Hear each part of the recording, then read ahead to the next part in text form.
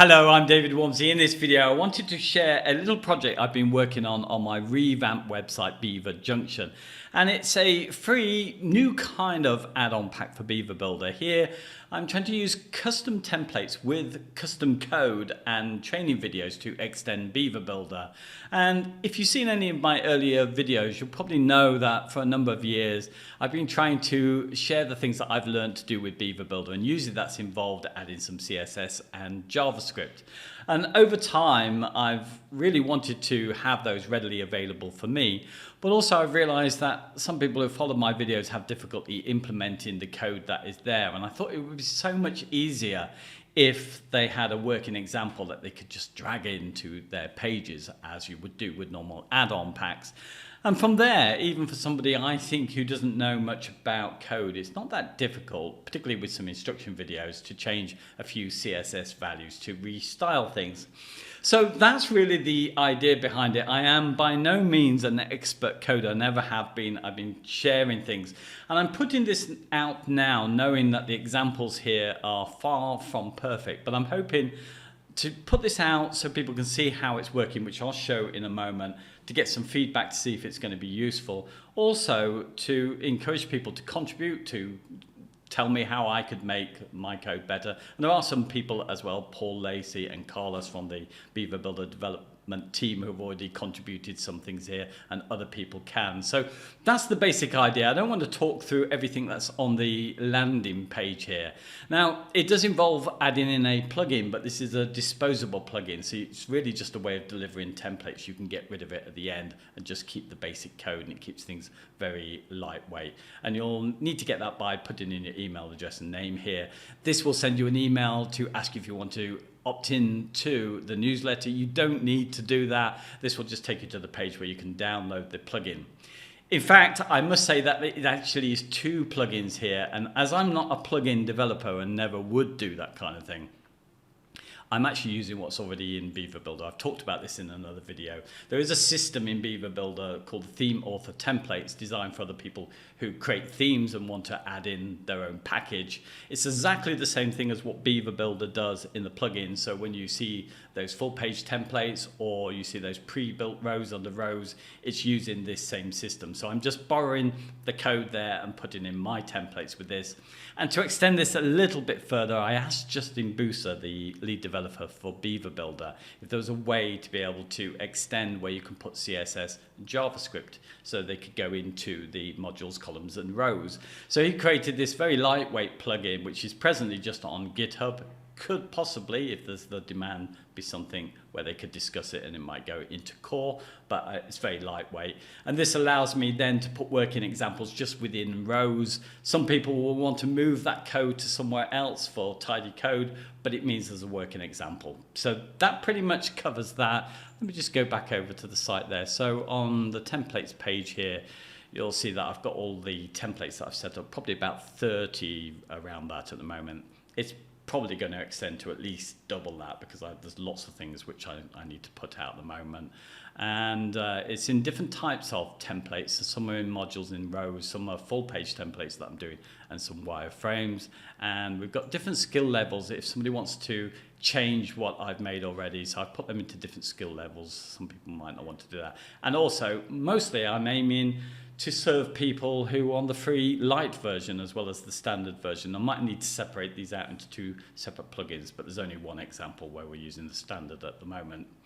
Okay, and that's it. And in terms of conversations about this, I've probably going to direct most people to talk to me on the, let me just go over there, the Beaver Builder beginners group on Facebook rather than the main group, because I don't want to take that over. This was set up by a lovely woman called Kay Kinzer. She put me as an admin from the beginning, but now I've kind of pretty much taken over this group there. So that's probably where I'll have the conversations, largely because a lot of it will be about helping beginners, but this project is something that can go as advanced as we want it to. So that's the idea. So let me show you this in action now. I've got an install that I've set up on a light version. So this is the free Beaver Builder on the repository. I'll do another video on this because it's been slightly extended, and it's got a template here but made by Paul Lacey from Dicky Birds. That's a friend of mine. So I'm just going to use his template on the front here and use my plugin, or the two plugins, if you like, to extend this, which is already installed. So let's see. So what I've tried to do, at least initially, is to focus on the things that perhaps don't need a traditional add-on pack to deliver, sort of simple things that come up. So one of those, and it's been addressed in version 2.4, but isn't for people who've got the light version, is a list module. Often we want bullet point lists to be slightly styled. So let me go into, there's the pre-built rows, and let me go to mine. So I've got bullet point list here. It's a row template. So if I drag that into a row, I've got some examples here and I can take those.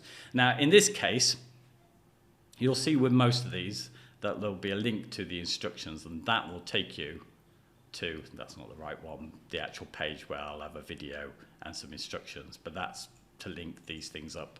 Let me go back.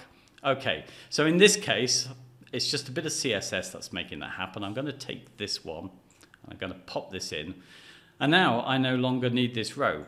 So I'll just go and delete that row, and I've got what I want here. In this case, I've got the CSS styling the buttons in the section over here. What I'm going to do first, I'm just going to go over and change this to 20. So that looks about right. And I could have colored it if I'd have done the CSS differently. Let's just show you that actually. If I go into the advanced, and this is where the Beaver Builder plugin that extends the code settings plugins come in, because it allows us to put some CSS here, which I've done. So with some instructions, pretty easy to understand. This is the color that's giving me the buttons here. In fact, if I was to just remove this and save it, it should default to the white that is there. Let me just go back in, and I'm going to pop that back in there. And if I want to change it, let's change it to this color here. I've already selected it here using Colorzilla. This is very handy if you're doing this stuff. Just going to take the hexadecimal value here and paste it in there. There we are. And that's it. And most things are going to be, I'll do instructions on all of these ones, but if I want to change the font size, I can change that. Now that's to put the alignment out a little bit. So I'm just going to, I don't know, probably 6. I'll do for now, and save it. And there we are. That's just added that. There's no extra weight. It's just the CSS there. Let's have a look at something else. Something that commonly comes up is wanting some hover over effects over the images. So I've got that. Let's go and look here. Again, it's another row. So I'm going to put it in. I've used rows when there's lots of examples here. Now we can't see this until I save it because I can't hover over. But I'm going to use this one, this hover out effect, and use that for these images here. So let's just go back in. And now I could just drag this in and duplicate it and add in the images again. But what I'm going to do is to just show you that we can just take the code out, because again, this is in the individual module. So I'm just going to select all and copy this. And I'm going to pop it into the same place, into the advanced CSS. There we are. And I've got it here. Now what I could do is duplicate this and put it in all of the images. But maybe we don't want to duplicate this code over and over again as we would do with traditional modules. We might want to put the CSS somewhere else. So that's a pretty easy thing to do, because we can put in our own class selector here. So if let's call this zoom. I will zoom there. And then what I'm going to do, copy this. And if we put it before our code here, and I need to put a dot to show it's a class selector, and I need to put it before all of our rules here. There we are. So if I take this code now, I can delete it from here, and I can place it wherever I want, and then just add zoom to each of these. I'm just, for the sake of simplicity here, I'm just going to go into the page CSS. You can see it's having the effect there. And now I could just simply go into all of the advanced and put in zoom there. And I think if I move this aside, you'll see that having the impact on it straight away. So we can do all that. We can just use the examples there just to grab all of those things quickly. Let me do one other thing here while I'm at it. Something which has come up no end of times, quite a few times in the Beaver Builder beginners group. And I think there's only one of the add-on packs that allows you to have a kind of list items like this. So you can put business hours or use the same thing if you want business agenda. These things come up regularly. And to do it through a plugin, through a module with all the settings, it's actually time consuming because you have to create each one at a time and style them all individually. So much easier with a bit of CSS. So what I'm going to do here, I'm just going to, in this case, it's all in the module itself, the text module, but I'm using the column background to style it here. So what I can do here is I can move this column, and I'm just going to pop it in there. There we are. So we've got this.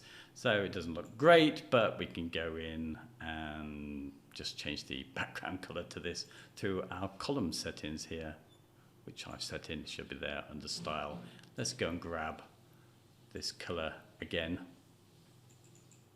and paste this in there.